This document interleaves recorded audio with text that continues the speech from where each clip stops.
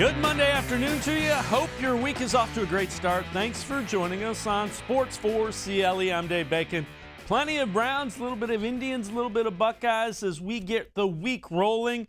Mary Kay Cabot, Browns beat reporter, be along in just a few seconds. And a little later in the show, Doug Lesmerises, columnist, will be along to talk Browns. We'll talk Indians, and we'll talk Buckeyes with Doug Lesmerises. But we begin talking Browns football. We always like to welcome in Mary Kay Cabot when we talk Browns beat reporter. Mary Kay, Browns, I don't know that it was necessarily a surprise when they released Sheldon Richardson, but it's kind of an indication of where this roster is. A good player, and you have to find a way to make everything fit. So Browns release Sheldon Richardson. Is there a chance, you think, that he might be coming back to the Browns? Yes, actually, I reported that on Sunday, that there is a chance he will be back. The Browns really would like to have him back.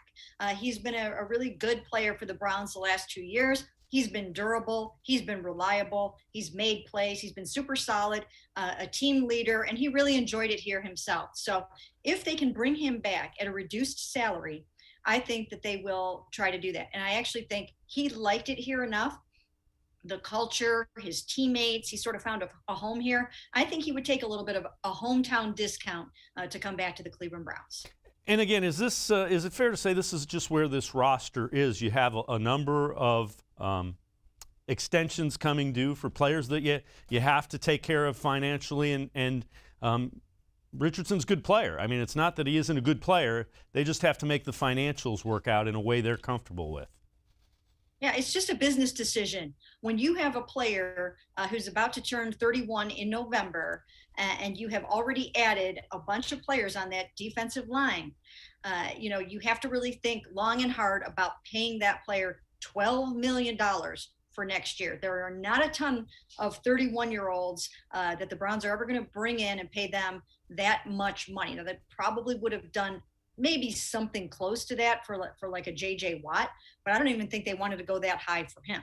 So I really do think that this was mostly a financial decision, and it's also an opportunity for Sheldon to go out, see if he can find something better, a better offer at a nice price. And if he can't, then I think he knows that he kind of has a home here, and they can structure the contract in such a way that, that they can make it work for everyone involved. So when we talk about Sheldon Richardson, let's go back a little bit. Jadeveon Clowney, that's a guy that the Browns got on basically a one-year deal. What's his role going to be like with the Browns, do you think? Well, I think he will start off, as long as he's healthy, he'll start out as that number 2 edge. And he's really overqualified to be a number 2 edge. He's really somewhere sort of in between a 1 and a 2. So the Browns don't just have a 1 and a 2. They've got a 1 and a 1.5. And that's really great for them. Some teams would consider him to be their primary edge. So therefore, I think this was a really good signing, especially at the right price. You just have to frame it right. If you look at him in terms of, oh, he's a number 1 overall pick, and he's a 3-time Pro Bowler, and he should have Hall of Fame aspirations. If you look at it like that, you might be disappointed. But if you look at it like the Browns got one of the best edge rushers on the market for $8 million with a chance for him to make 2 more in incentives, then, I think that manages the expectations a little bit about what he's going to do. Now, he will start over there opposite Miles. He can also move inside. Both of those 2 guys are interchangeable on what side they can play on. Both can rush from the inside. They can do so many creative things now with these linemen. And then when you factor in Takk McKinley, he'll rotate in there and also play in sub packages. And then Malik Jackson can play inside and rush from the outside too. So it'll be a lot of moving parts, and it'll be like, where's Waldo? The other thing is again, you're seeing how much Andrew Berry and the Browns value versatility, because as you mentioned, you can move him all over the place, and yeah, you have fun trying to figure out how to block those two when you put them next to each other, put them apart from each other. Is that what you think the Browns are looking at? Just it gives them so much versatility? Yeah, it's going to be hard to block all of those guys. I mean, if there are times when you have Jadeveon, Miles, Malik, and Takk on the field at the same time, I mean, that's going to be something else to try to block up front. And, generally they mostly rush with their front four. So, yeah, and then you can do so many other different things with the sub packages in terms of which guys you're going to keep on the field, what side you're going to put them on. So you can find your favorable one-on-one matchups. I mean, how many times last season did we see Miles move in to take advantage of a lesser guard that wasn't going to be able to handle him? These are kinds of things now that they can do on every single play, because you have a number of guys that can move over a player that isn't going to be up for the challenge and win your matchup. And I think you're going to see that a lot. The other thing that kind of goes overlooked by some people with Clowney, he's really good against the run, and he's still athletic enough to run, to chase down guys like, Lamar Jackson, for lack of a better example, just because that's somebody that he's going to see a couple of times a year in this division. Oh, absolutely. He's really, really good at setting the edge. He is an elite level run defender, and therefore he will be able to help contain the running quarterbacks as well as the running backs and anything else that you do coming out of the backfield, reverses or whatever. He's really good at that. So he was in the 95th percentile in every single year of his career leading up to now. So he brings a different element. So when you have attack and a Jadeveon, you've got one that sort of focuses more on rushing the passer in tack. You've got another one who is an elite edge defender in Jadeveon. So I think they make a great 1-2 punch. What do you think signing Clowney means for the Browns draft? Does it mean anything, or does it free him up? What does it mean for the draft? I don't think it precludes them in any way from taking an edge rusher with the number 26 overall pick. By the same token, it does free them up to be able to take any position that they want. And I think what they're going to do and what they have to do in this draft is to take the most dominant player at the most premium position. And now they can do that. And now, so let's say, for instance, you've got a cornerback and a wide receiver and an edge, and they're all tied with a 7.8 grade. You can take the cornerback now. You don't have to take, one of the other positions. You can take whatever you feel more comfortable with in terms of the premium spot that you would like to take. So I just think it was a win-win all the way around. Do you think there's anybody else out there that the Browns might look at, as in terms of a veteran as far as free agency goes, or a guy that becomes a casualty? Do you think they're done signing veterans, or do you think that still could happen?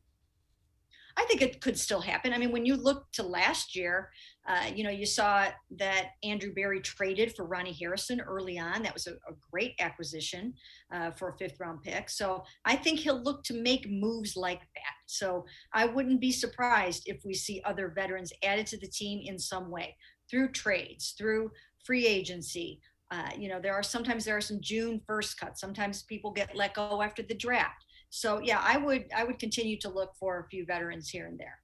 Mary Kay Cabot and I are going to take a quick time out. On the other side of the break, we'll talk about the off-season program, some mini camps, and what's going on with the Players Association relative to that and Browns workouts. Sports4CLE will be right back. Stay with us.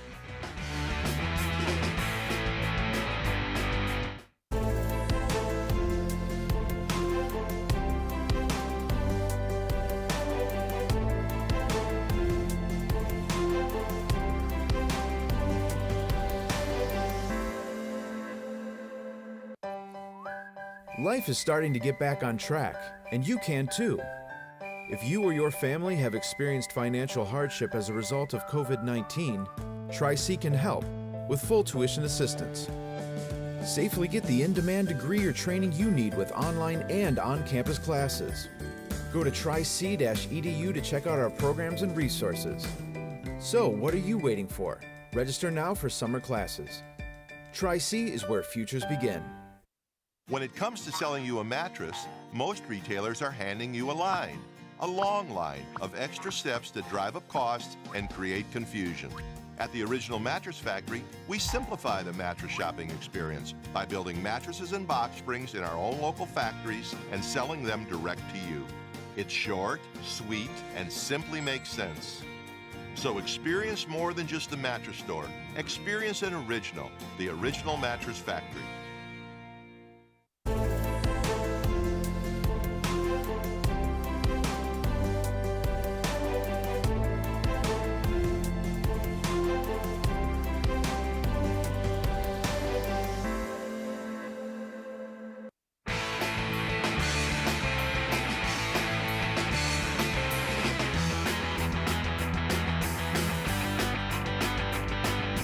Sports for CLE continues. I'm Dave Bacon. We continue talking Browns with Browns beat reporter Mary Kay Cabot. Mary Kay, the off-season portion of the Browns workouts were scheduled to begin. A lot of the teams have said they're not going to do the voluntary in-person things. Where does that stand? It's not a surprise, but what are the players thinking, and where does that stand league-wide? Well, first of all, they have right in their own midst J.C. Tretter, who is the president of the NFLPA, the brilliant president of the NFLPA. He's so smart. He's so good at what he does, and he fiercely protects his players. And that's what he's trying to do here. That's what the union is trying to do. And last year, they were able to make it all the way through to the Super Bowl, not the Browns. I mean, the NFL went from training camp and crowned a Super Bowl champion because, in part, they believe that they did not have an in-person offseason program. They didn't have mini camps. They didn't even have preseason games. So I actually asked them today on a conference call, are you trying to also avoid having a mandatory mini camp? And the answer was yes. They don't even want to do that. They, that's going to have to be collectively bargained, but they will take that to the table, and they will take preseason games to the table. I think they will try to get those reduced, and maybe they'll end up at something. I mean, somewhere at the table, they will discuss the 3 preseason games and the mandatory minicamp and arrive at something that everybody can feel comfortable with. But the Browns, of course, were going to take the lead in not going to these voluntary in-person OTAs with JC right in their midst as the president. So for sure, they were going to be one of the teams that said, we are not going to do this. And why? Because in person, 23% of missed time injuries have been reduced, and 30% of concussions have been reduced by how they did things last year.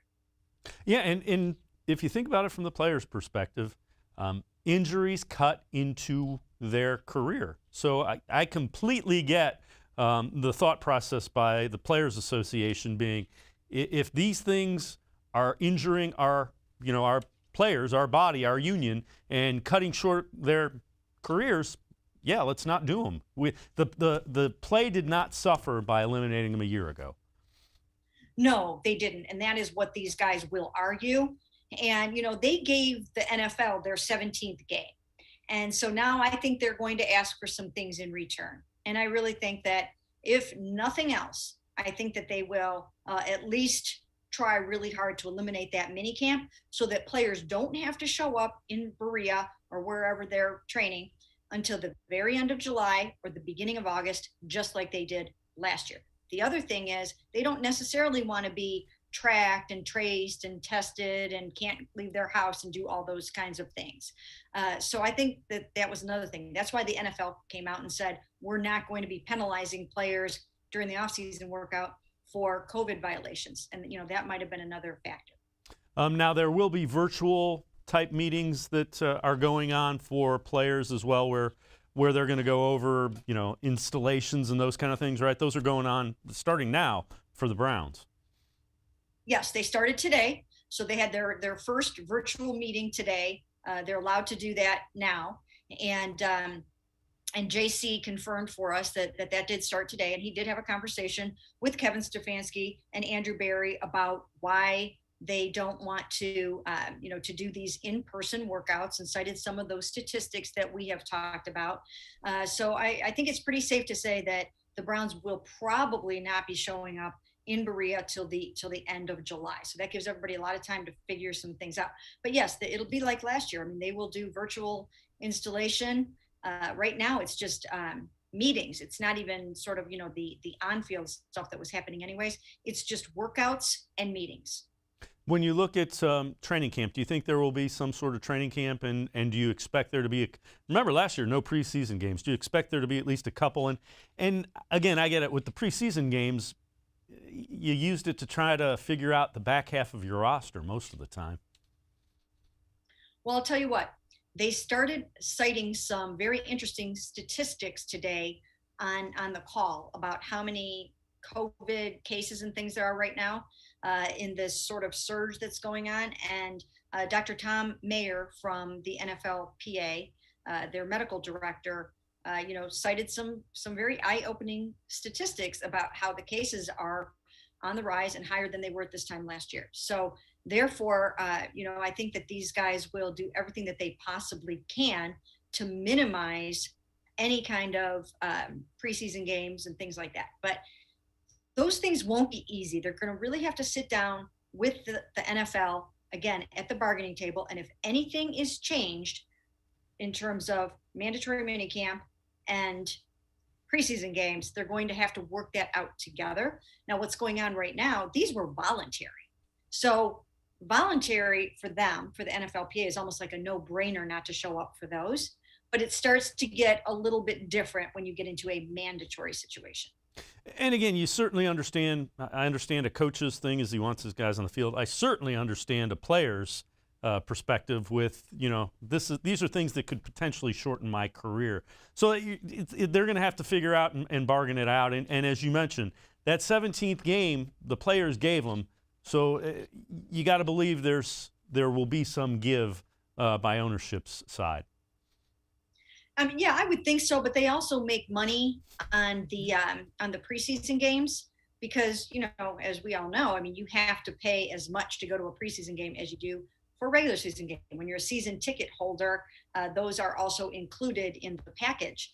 So therefore, there is a lot of money involved in this.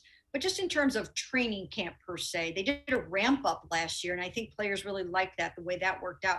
You didn't have a whole bunch of hitting in the early going. It was, just kind of taking your time and ramping up to the point where you were actually doing some hitting and some pads and things like that. So they want exactly what they did last year. They don't want to change a thing. And in a perfect world, they wouldn't even play preseason games.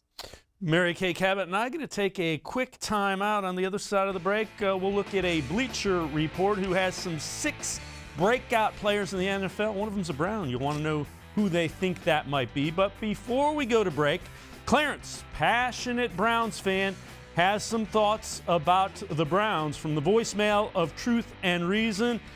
Clarence is excited about this year's Brown. Take a listen. Hey, how you doing? My name is Clarence Bogan.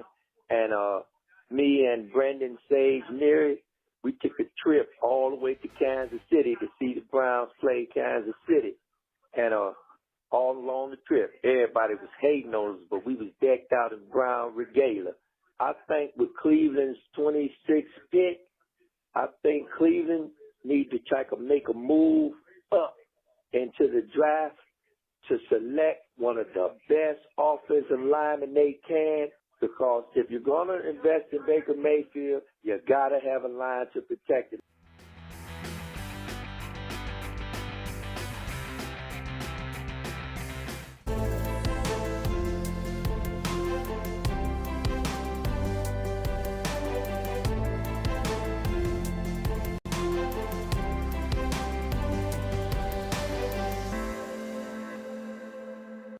Presque Isle Downs and Casino has sports betting. Use one of our 50 state-of-the-art Bet America kiosks to place your bet and watch your favorite games on one of our many HD televisions or visit our sportsbook area. Only at Presque Isle Downs and Casino. Better days are ahead. Be ready with the training you'll need to get a great job. If you or your family has experienced financial hardship as a result of COVID-19, Tri-C can help with full tuition assistance. Whether you want to improve your skills, get certified, or train for a new career, go to tri-c.edu to check out our programs and resources. So what are you waiting for? Register now for online and on-campus summer classes. Tri-C is where futures begin. When it comes to selling you a mattress, most retailers are handing you a long line of extra steps that drive up costs and create confusion. At the Original Mattress Factory, we simplify the mattress shopping experience by building mattresses and box springs in our own local factories and selling them direct to you. It's short, sweet, and simply makes sense. So experience more than just the mattress store. Experience an original, the Original Mattress Factory.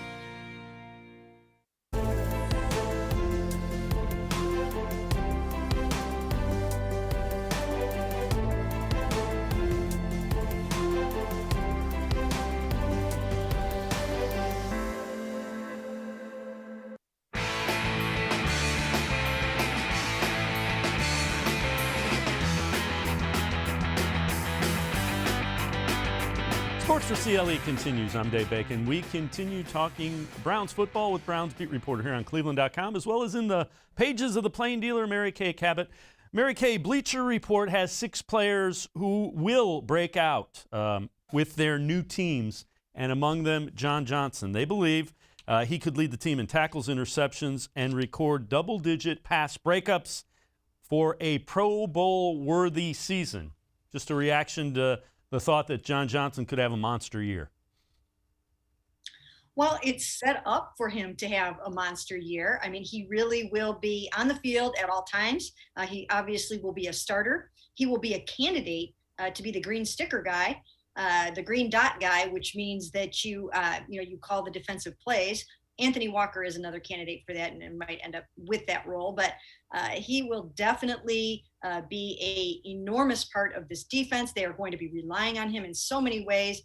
They will play a lot of sub packages where he's going to be called on to do it all. I mean, to cover, to tackle, to get those interceptions you're talking about. So I think it is, the opportunity is there for him to have that kind of a breakout Pro Bowl season. If he does have that kind of year, fair to say good things are in store for this defense. Do you think he's kind of a guy that if he plays really well, this defense could be really, really good? Yeah, I think there are a couple of guys that are in that category. I think Grant Delpit is another guy that's in that category. He is expected to be healthy and back on the field 100% of the time this year as well. He's another one of those guys that you put up there and think, if he really lives up to the expectations and has the kind of year the Browns hoped he had last year before the ruptured Achilles tendon. I mean, those two guys together could be dynamite. I mean, then you've got Ronnie Harrison. I actually think this is one of the best safety trios in the NFL. I mean, these guys all together, if they're healthy and out there, I think they can be really, really good together. But for sure, I think that John Johnson is going to be, one of the key pieces to make this defense go. Is there an area in this roster, obviously, is very strong. Is there a spot on the roster where you look and say, boy, if they could upgrade here, it'd make it even that much stronger? There are a few spots, but really nothing much to speak of. Of course, you would probably want another outside cornerback just in the event that Greedy Williams takes a little more time coming back or needs to take a few games off or something like that. You want to be sure that you have somebody there that can step in. Now, Troy Hill can do that. Troy Hill can step in and start on the outside if you need him to. And they anticipate that he will start games outside. Then, of course, that means you've got to have somebody else playing nickelback for you. So I would say that they need to add a couple more versatile corners like that, especially one that can start on the outside. So today news came out of Baltimore that the Ravens started talking extension with Lamar Jackson. Do you think, does that in any way affect what the Browns are thinking with Baker Mayfield? I don't see them necessarily letting what happens with the other two quarterbacks that are in his position. I don't see that really impacting them one way or the other with what they want to do with their own quarterback in their own city. Of course, we're talking about Josh Allen and Lamar Jackson, and I think both of those guys might end up getting their extensions this offseason, and Baker might too. They might decide to go ahead and do Baker this offseason as well. But they can also wait. They have the luxury of waiting until next offseason to do it, or even at some point during the season, depending on how it's all going. So, I really don't think that they will be externally influenced on this decision. Do you think, and I know you have no inside information on this, do you think Baker Mayfield, if he waits and has a huge year, he just drove the price up pretty substantially. Do you think part of him is ready to bet on himself and wants to? I think so. He's always really liked to bet on himself, and I think, and sometimes he does seem to play better when his back is against the wall. So if he knows he's in that sort of hit the jackpot contract year, he could come out swinging. So it could benefit everyone, because if he has the kind of season that everyone expects him to have in his second year in this offense under Kevin Stefanski, he could get up into that $40 million a year range and make himself a little bit more money. So I think it could be a win-win for both sides, even if they do wait. And the other thing is if Baker Mayfield has that kind of year and it costs Jimmy Haslam a little bit more money, I think Jimmy Haslam runs to sign that check. Yeah. Plus, the other thing is, as we all know, those TV contracts are going to be kicking in, and there is going to be just a lot of money. They're going to be just playing with monopoly money, and they'll have more than they know what to do with in a couple of years. So I do think that there really would be no harm, no shame in waiting a little bit. By the same token, if they just want to kind of get that behind them and not have it be any kind of a distraction, they could also do that. So it could go either way. What will happen is they will pick up Baker Mayfield's, and I've been saying this all along, they will pick up his 5th-year option. They will pick up Denzel Ward's 5th-year option. They have to be done by May 3rd. I think they'll probably wait until after the draft to do it, but that will happen. Last thing I'll ask you before I let you go, how big of a deal is it to be in the second year of an offensive system for a quarterback? To me, it's absolutely mind-numbing that Baker Mayfield hasn't been in the same system for 2 years, and you're already getting to where you need to think about extending him. It's huge. It's huge for Baker Mayfield to be starting off knowing the system, knowing his players, knowing the play callers. I think it's just going to be great for him to be able to hit the ground running and just really kind of have to worry about developing a little bit more chemistry, a little bit more timing with a few of his guys, which I think he'll need to do with Odell. He'll need to do that with Austin Hooper. And as we're talking about that, and that relates back to the offseason program, just so we're all clear on this, the NFLPA doesn't want these guys getting together on their own in the offseason, like Baker was able to do last year before they kind of advised against it. So teams are being told, please do not do this. And once again, with the Browns having J.C. Tretter as the NFLPA president, I know that, that he will want his own team to set the tone on that. Mary Kay Cabot, Browns beat reporter as always. Appreciate the time and the insight. Thanks very much, Mary Kay. Thanks for having me. All right, Mary Kay Cabot. So we're going to take a quick time out on the other side of the break. Doug Lesmerises, columnist for cleveland.com, will be joining us. Want to remind you, 216-200-6654, the voicemail of Truth and Reason. That's where Clarence hit us up. Clarence, passionate Browns fan, is talking Browns offense. This is part 2 of a comment from Clarence Bogan. We definitely need to play Rashad Higgins as the starting wideout alongside Jarvis Landry for Baker Mayfield. And we need to move Beckham too. We need to move him. This is not the time for disruption with the Browns. I really do have high hopes for the Browns, and we're looking forward to taking the playoff ride again wherever the Browns go. With that being said, go Browns.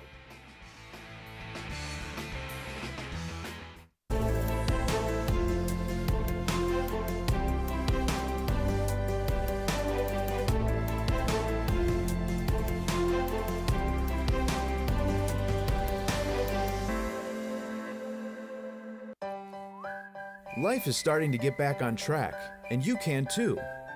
If you or your family have experienced financial hardship as a result of COVID-19, Tri-C can help with full tuition assistance. Safely get the in-demand degree or training you need with online and on-campus classes. Go to tric-edu to check out our programs and resources. So, what are you waiting for? Register now for summer classes. Tri-C is where futures begin. When it comes to selling you a mattress, most retailers are handing you a long line of extra steps that drive up costs and create confusion. At the Original Mattress Factory, we simplify the mattress shopping experience by building mattresses and box springs in our own local factories and selling them direct to you. It's short, sweet, and simply makes sense. So experience more than just the mattress store. Experience an original, the Original Mattress Factory.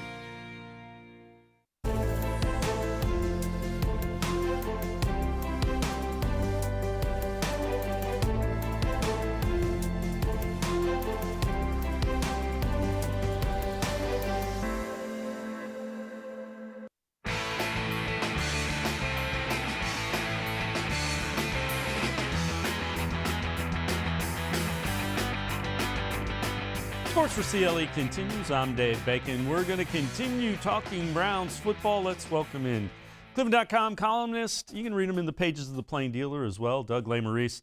Doug, you wrote an interesting column about Jadeveon Clowney giving the Browns best roster of this era. Take me through that, kind of the thought process and what conclusion you came to and what you think about that. And by this era, I don't mean just what has happened, but I think what will happen, right? And I consider this maybe the Baker Mayfield, Myles Garrett era, right, of what the Browns are and what they're going to be. And if you look, I would say right now, when you add in Clowney, I think the Browns have 13 high-level guys that you know are going to be really good football players in 2021. And I would say they're Odell Beckham, Jarvis Landry, Jack Conklin, J.C. Tretter, Baker Mayfield, Joel Bitonio, Denzel Ward, Myles Garrett, Kareem Hunt, Nick Chubb, Jadeveon Clowney, John Johnson, and Wyatt Teller. And I read those in order of how much they're making this year. And I didn't include guys like Grant Delpit and Jedrick Wills and Troy Hill and Ronnie Harrison and a lot of other guys who might be really good. It's hard to have that many good players. We've joked, Dave, on this show about like too many good players. They don't have too many, but they have a lot. One of the reasons they have a lot is they have some of those guys, like Nick Chubb, for instance, who aren't making that much. So they can afford to pay Jarvis Landry and Odell Beckham a lot of money. Clowney, to me, is some proof of that. You know, they got him on a good price, but they are just in a spot right now where their young players aren't making a boatload, so they can have good young talent plus this kind of veteran talent. And, man, that's hard to do because when they get to the point where they're paying Ward and Chubb and Baker and Miles' contract kicks in, you're not going to be able to keep as many as the top end guys they have right now. So this is a deep roster with a good, like about 15 guys at the top who are just excellent NFL players. When you look at this roster, is there a place you'd try to add one or two really good young guys, maybe through the draft? So part of this, right, Dave, is that you have to start thinking a year ahead. So, you know, they might win the Super Bowl in 2021. So we don't want to get bogged down by 2023. But there's going to come a time when they're not going to be able to pay their receivers what they're paying Odell Beckham and Jarvis Landry right now. So they should be trying to figure out who can be Baker Mayfield's number one receiver in 2023. Right now wouldn't be a bad time to start figuring that out. So they got to start looking a little bit ahead. You know, and you've got to hit on some of that stuff. Maybe you don't have to do it in the first round, but they've got to hit on some second, third, fourth round picks where when some of these other guys move on, they have their replacements ready. So they're building depth. The draft really for right now is building depth and future starters. I do think in the end, the first round pick may end up being a corner, because I think when you look at Greedy Williams as the second outside corner with Denzel Ward and counting on him to be a starter, that's probably the iffiest spot on the roster right now, just given Greedy's health situation. So I wouldn't be surprised if they go corner with their first round pick. But other than that, it's building the level below the top level. So when some of these guys price themselves out, the answers are already on the roster. Are you optimistic there's going to become a pretty big bump because of that TV money? Got to love TV. Are you optimistic that you'll be able to keep more guys than you normally would be able to just because it's going to be inflated with that TV revenue?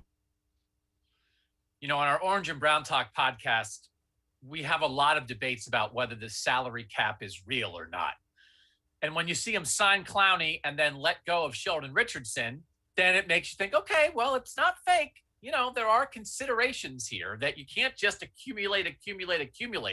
There is a line. And as Kay Cabot has reported, maybe they'll get Sheldon Richardson back at a cheaper price. But Mary Kay has made this point strongly that, boy, is stuff timing out right.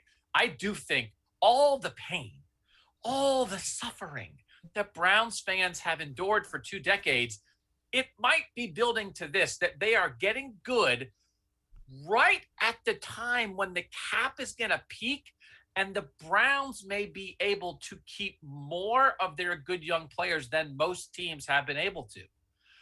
I think, honestly, over time, when you try to keep a good team together, you have the quarterback usually that you build around. And then often there's one defensive guy who's sort of the quarterback equivalent on the defense who sticks around through the whole thing. A lot of the other times, there are a lot of moving parts in and out. And guys that you love for 3 or 4 years aren't here for 5 and 6 and 7 because you can't do it. So I do think you make a good point, Dave. The Browns might be able to do it better than most teams have been able to. And wouldn't that be wonderful? Browns fans have earned that. Yeah, 1-31 will do that for you. Here's the other thing to think about, Doug. Do you think, I think, and see if you agree with me, it won't surprise me if you don't, there are certain positions that Andrew Berry is willing to pay a premium on and certain ones where you just don't want to get a whole lot of money tied up long-term in them. Fair to say? Yeah, positional value, I think, is one of the keys to how guys like Andrew Berry do business. So do you pay a pass rusher? Yep. You pay Myles Garrett. Do you pay a quarterback if he's the right guy? Yep. You pay Baker Mayfield. Cornerback? Yeah. I mean, we saw you pay for coverage, I think. I think you pay for coverage in this league now. Are they going to pay for receivers the way Kevin Stefanski wants to operate? I think that's a little tougher. Will Wyatt Teller get what he's worth from the Browns at guard, the way they've invested in Jack Conklin at tackle and that, Jedrick Wills was a high pick for them at tackle? I don't know if they'll pay a guard that way. And then if you're trying to lead me into a Nick Chubb discussion, I'm not going to have it. I'm going to put my fingers in my ears because I do think a lot of the things about, all right, does analytics tell you to pay running backs? Maybe not. Do your eyeballs and your brain and your heart tell you to pay this running back because he's Nick Chubb and he's special and he fits exactly what you want to do and he's exactly the kind of guy that you want to be a Cleveland Brown? Yeah. And I think smart people who go by numbers also know when it's time to get off a number a little bit and say, we're going to make a people move. And so I do think most of the time, maybe they wouldn't pay a running back. But I do think Nick Chubb's going to be long-term a Cleveland Brown because Nick Chubb's special, and everybody knows that. Yeah, I not just because you said smart people, but I would agree with you on the whole Nick Chubb. I'm with you 100%. Doug Lesmerises and I are going to take a quick time out. On the other side of the break, we're going to take a look at some of the mock drafts, who nationally the Browns think they think the Browns are going to take at 26. We also have Clarence, voicemail of Truth and Reason, Clarence, talking draft as well. Hi, this is Clarence Bogan, and I'm watching Missouri's, I guess he would be considered a roving DB like Troy Polamalu. His name is Nick Bolton, Bolton, 6 feet even, 232 pounds. Got a nose for the ball. I'm really excited on this guy. This guy playing on the field in our secondary with Grant Delpit would be phenomenal. All right. As always, go Browns.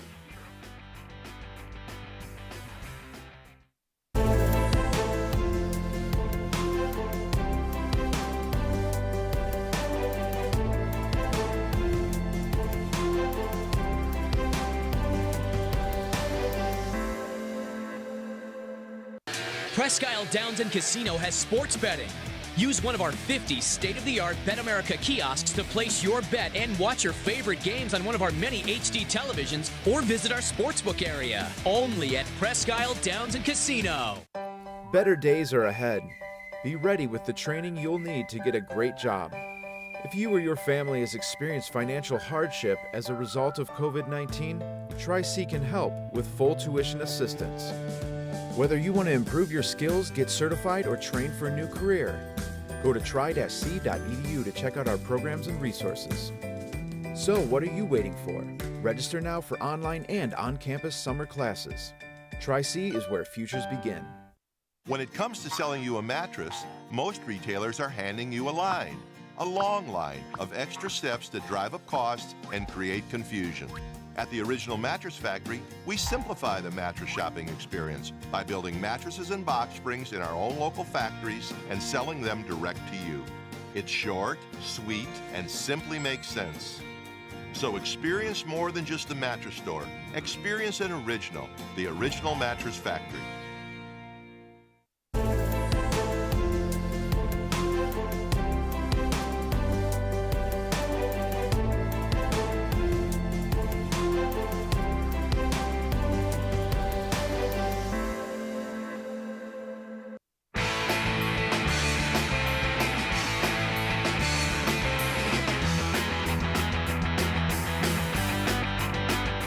Sports4CLE continues. I'm Dave Bacon. We continue talking Browns football with cleveland.com and plain dealer columnist Doug Lesmerises. Doug, some new NFL mock drafts. So we're going to look at CBS Sports' Ryan Wilson. He has the Browns taking Christian Barmore from Alabama, defensive tackle. If he's there at 26, what do you think? Is that something you think is likely?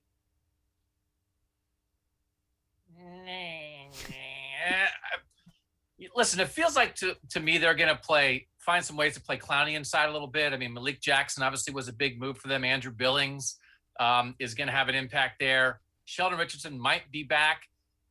That doesn't feel like it to me. I mean, what do I know? That does not feel like it to me, though. No, that's not where my head is right now. Yeah, I get the idea. A young guy, they consider him the best interior defensive lineman, but much like you, if you're not going to invest money, you probably aren't going to invest a whole lot of high draft capital on that position either. Now, this one I kind of am intrigued by, and you and I think have talked about this, and I have a new thought on it. So Nate Davis from USA Today has the Browns taking Jadeveon Clowney at 26. Thoughts on that one? So I've been on the Jadeveon Clowney train since January.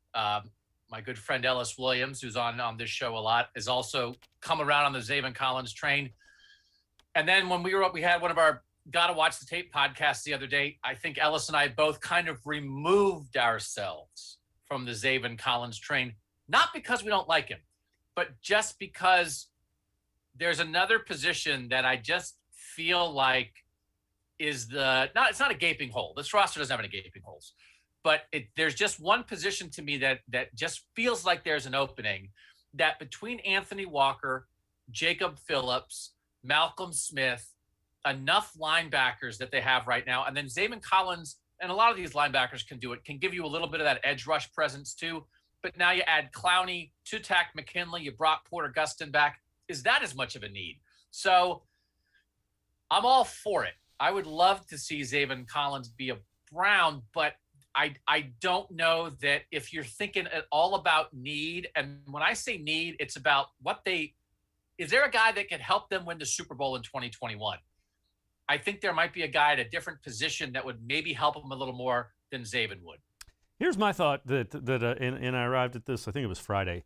So the reason I like Jadeveon Clowney is I think they need a guy that can run sideline to sideline, has some speed, that is big and physical to be able to handle the quarterbacks that will step in their way, being Lamar Jackson, being Josh Allen, even Patrick Mahomes to a certain extent.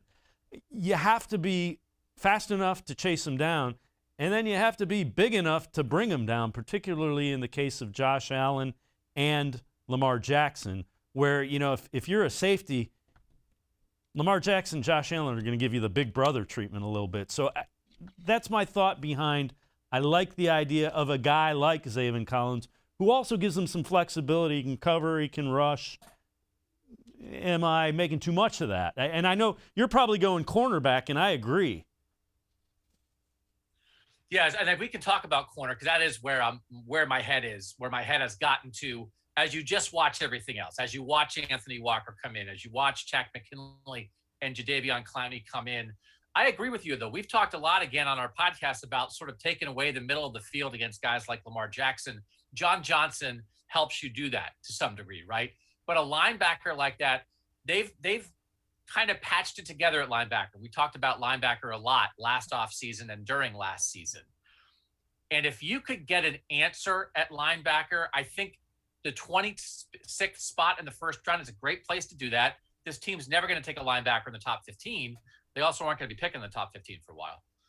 So I think that would make sense. You don't have to patch it together anymore. I think if you draft that guy, maybe not right away this year, but then the next 3 or 4 years, he's on the field every down, basically, for this defense, and he's an answer. And I think a linebacker answer at 26 makes a lot of sense. Value where this draft is with guys who are available. If Zaven Collins, who I think is the guy, kind of guy you're talking about, is available at 26, I just don't know if he's the guy. I'm seriously, Dave, I'm seriously thinking about, is there a guy who could be the 23rd best player on your team right now that helps you win a Super Bowl? That's where they are right now. Like, and you really shouldn't. If free agency is need, draft is talent. That's the way the smart teams do it. And I think that the Browns will do that. But man, I do think they need something else at outside corner. Maybe they'll address that in another way. But I don't think, we have Troy Hill, who looks like the slot corner, who can play outside. But if Greedy can't go for some reason and Troy Hill's outside, well, now who's your slot corner? Now you're at MJ Stewart. I don't know what you're doing. They need another body they trust at outside corner, and it looks like they have a chance to get it in the first round. And if they don't, then I think they have to do something somewhere else, and it just might be an easy solution. But I am not against Zaven. We'll have a Zaven party if it happens, because I love everything that guy does. I agree. And the one thing about corner, I would like him to get a bigger corner that can handle some of the bigger wide receivers. So if those top 3 or 4 guys are gone, I'm not so sure I'm as sold on like an Asante Samuel Jr. just because the size concerns me. I want him to be able to handle some of the bigger body wide receivers opposite Denzel Ward. Yeah, and Asante Samuel is the guy who's been on my mind for a long time, but I have the same but as you do, that, and I haven't researched it enough to know how much of a thing that is in the NFL. It's like, well, if you have a smaller corner, do you really want a bigger corner, or are there teams that have been really successful with slightly smaller corners because they can cover and you're great? But it also is a spot where I think at 26, they'd probably be getting like the 5th best corner, because Patrick Surtain's going to be gone for sure. And then that next group is Greg Newsome, Caleb Farley, J.C. Horn, and Asante Samuel. I think at least one of those guys will be there. But I also am sure the Browns wouldn't just say, well, we'll take who's ever left. That they'll like one of those guys or 2 of those guys more than another one. So if the guy they like is the guy who's there, then maybe they go. But maybe the guy they don't have graded as high if he's the one who's left. So I don't think what corner's going to be available. A lot of people like Greg Newsome. Will he be there? I don't know. Caleb Farley, it felt like early in the draft process from Virginia Tech, an opt-out from last year, was kind of high in the first round. Now I've seen a lot of mocks where he's there at 26. J.C. Horn, for a lot of people, feels like maybe the second corner off the board behind Patrick Surtain. But then I was just goofing around on a mock simulator, draft simulator, because what else do I have to do? And got to pick 26 for the Browns, and J.C. Horn was there. And I was like, I can't believe it. So that's the thing, Dave, that they won't just take whatever corner is left, right? Because that's not the way you do it. You can't be so need heavy that you do that. But if the right corner is there, right? If they're really in on Newsome and he's there, or they're really in on Horn, or they really like Samuel, even though he's smaller. If the right corner is there at 26, I think that might be the optimum pick. And if it's not the right corner and Zaven's around, let's have a Zaven party. Yeah, I would agree. Again, we're gonna have a little fun with our last mock draft. Now, this was a Madden simulated draft by the EA Sports Madden one, and they have the Browns getting Jeremiah Owusu-Koramoah, a linebacker who's kind of more like one of those hybrids that is more of a safety, a rover type. I think I'd be okay with that too. And now you're getting this, and I don't know if people think this way, but like Micah Parsons, I think is the best. Everybody agrees that's the best linebacker in the draft. It's possible that when the Browns pick, they'll be taking the second linebacker. So it's like, all right, well, you're getting the second best linebacker in the draft. Maybe it's him, right? Who's a little bit more of that hybrid. Maybe it's Collins, who's more of an edge guy. Maybe it's Nick Bolton, as the voicemail person suggested. Those are guys. Maybe it's I can't think of the Martin guy from Kentucky. Or is it Davis? No, now I sound like an idiot. What's his name? Jermaine Davis. Yeah. Yep. Okay. That's it. That guy's been mocked to the Browns a lot, right? So maybe I do think more of the linebacker options will be there at 26 than cornerback options will be there at 26. But I think a cornerback option will be there. So they might have a good group of linebackers to choose from. And again, I think when you say positional value, all right, a first-round linebacker, is that positional value compared to edge rusher, offensive tackle, quarterback, cornerback? No, but late first round, when you're getting a really good player that you think you could just put on the field for 5 years, I do think that that is its own kind of value. And then they would just have to find that other outside corner buffer for Greedy. They have to find him a different way. So I do think we're in the right. I like the linebacker cornerback options more than that defensive tackle, for instance. That was like the first mock you brought up. Doug Lesmerises, columnist from cleveland.com, as well as the pages of the Plain Dealer, and I are going to take a quick time out. On the other side of the break, we'll shift our focus. We'll talk some Buckeye spring football as well as Indians baseball. Clarence has more thoughts about the draft, though, from the voicemail of Truth and Reason. This is Clarence Bowling calling in again because I'm really excited about this year's draft here. Watching a lot of film on Jabril Cox, Grant Delpert's buddy down there at LSU. This is a linebacker, 6'4", 231 pounds, with lightning speed that can play every position there is. And to my surprise, he played quarterback in high school. This guy can be used at every position. I think Cleveland needs to make a move up in the draft to get him. Do not hesitate. All right, I'm about to get on off this phone. But as always, go Brown.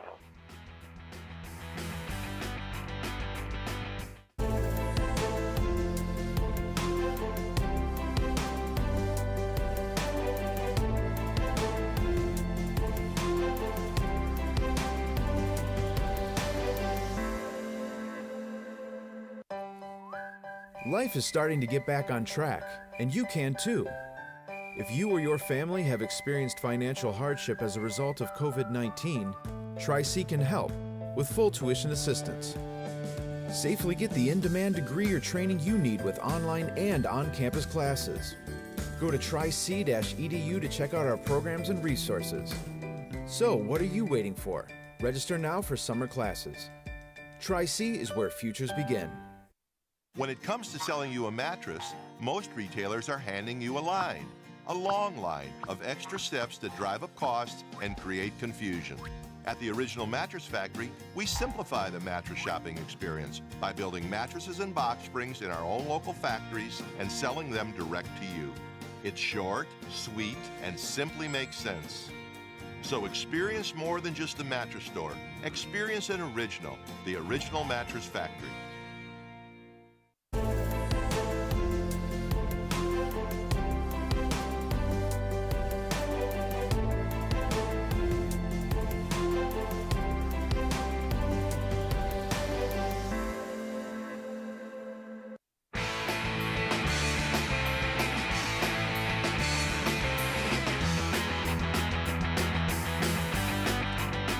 Sports4CLE continues. I'm Dave Bacon. We're going to shift our focus. Buckeyes played their spring game Saturday. Let's welcome back in Doug Lesmerises, columnist for cleveland.com, as well as the pages of the Plain Dealer. Doug, who stood out in that spring game for you?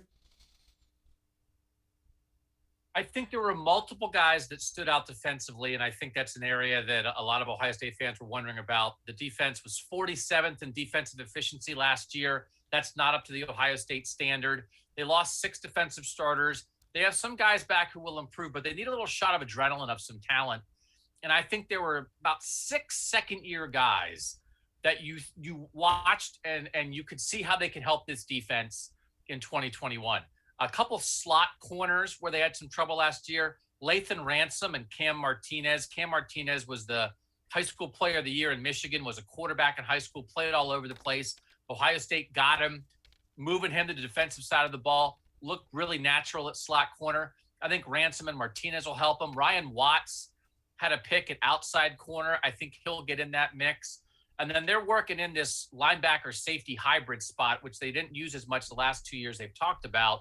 Everybody has that spot now. They call it the bullet. But they had a guy, Craig Young, who's a big physical guy, just looked really smooth running around. And then he's a converted linebacker. And then Ronnie Hickman, a converted safety, a little more of a cover guy, but they both looked like they can help at that position. So I think if you're looking for defensive answers, there were some of them. And then true freshman defensive end Jack Sawyer. He's a top 5 recruit in the nation. He's the next in the defensive end pipeline behind the Bosa brothers and Chase Young and Tyreek Smith and Zach Harrison. He was all over the place. They couldn't tackle, couldn't hit the quarterbacks on Saturday, but he was in the backfield constantly. He looks like he will help them as a true freshman. And they need a little help with the pass rush. They got pressure last year. They didn't get home enough. And I think Jack Sawyer is going to help there. Columbus kid, too, from Pickerington North. What about the quarterback? Take me through that. What'd you see? And is quarterback position in pretty good hands, you think? So, it's one of these things. It's been of great consternation because they have 3 options. Alabama and Clemson are going through the same thing right now. They're getting new quarterbacks because all those schools were in the playoff last year and they're all losing their starting quarterback to the first round of the NFL draft. But at Clemson and Alabama, they know who the guy is because they only have one option. At Alabama, it's going to be Bryce Young. He was the number 1 quarterback in the class of 2020. At Clemson, it's DJ Uiagalelei. He was the number 2 quarterback in the class of 2020. And at Ohio State, they have the number 3 quarterback from the class of 2020, CJ Stroud. But it feels more complicated because they also have Jack Miller and Kyle McCord. But from your eyeballs, Ryan Day's not saying it. From your eyeballs, from the way things were last year, just from the way things went in recruiting, it feels like CJ Stroud's going to be the guy. I think that's where all the fans were. That's where all the media was, and sort of assuming that. It would have been a little bit of an upset if it's not him, and he just looked the most in control. Nobody was perfect Saturday, but Stroud, he just looks the most comfortable out there. Maybe missed a couple fewer throws than the other 2 did. So he's a second-year guy. This is how college football works. If there was only CJ Stroud, people would be like, full steam ahead, let's go, CJ Stroud. It's like they have too many options. So it creates confusion. But I think all of us at cleveland.com, we don't really think there's much confusion. It's not over, but I think we'd all be surprised now if it's not CJ Stroud. He looked pretty good Saturday. Doug Lesmerises, as always. Appreciate the time and the insight. Doug Lesmerises, talking Browns and Ohio State Buckeyes. Before we go, want you to get a look at this. So the Indians found out that they will be able to increase the amount of capacity. So the amount of fans that can attend games at Progressive Field, starting with the May 7th homestand. It will go up to 40% from 30%. You can also have mixed pods of up to 10 people from separate parties sitting together. And then the fan favorite promotions, Dollar Dog Night and fireworks, also returning. So things getting closer and closer to normal for the summer games. Again, that starts May 7th. Indians back at it tomorrow night, and they have a guy on the mound for the White Sox in Carlos Rodon that they need to get to him. He's the guy that threw the no-hitter last time out in Chicago against the White Sox. It'll be Zach Plesac against Rodon tomorrow over at Progressive Field. That'll do it for us. Want you to remember tomorrow at 4 o'clock, Terry Pluto from the Plain Dealer and the Plain Dealer columnist scheduled to join us, as is Mandy Bell, Indians.com beat reporter from MLB.com as well. Before we go, one more voicemail of truth and reason from Clarence. Clarence, appreciate your passion. Take it away and take us home, Clarence. Hi, this is Clarence Brogan, fan of the Cleveland Browns, and I had to call back in one more time. I think Alabama center Dickerson would be an awesome center to get. This guy's a bull rusher and he's strong, and if not, then we trade up and get one of the top 3 wideouts in the draft, to get somebody with really, really tremendous speed for Baker Mayfield. All right. That should about do it. And as always, go Browns.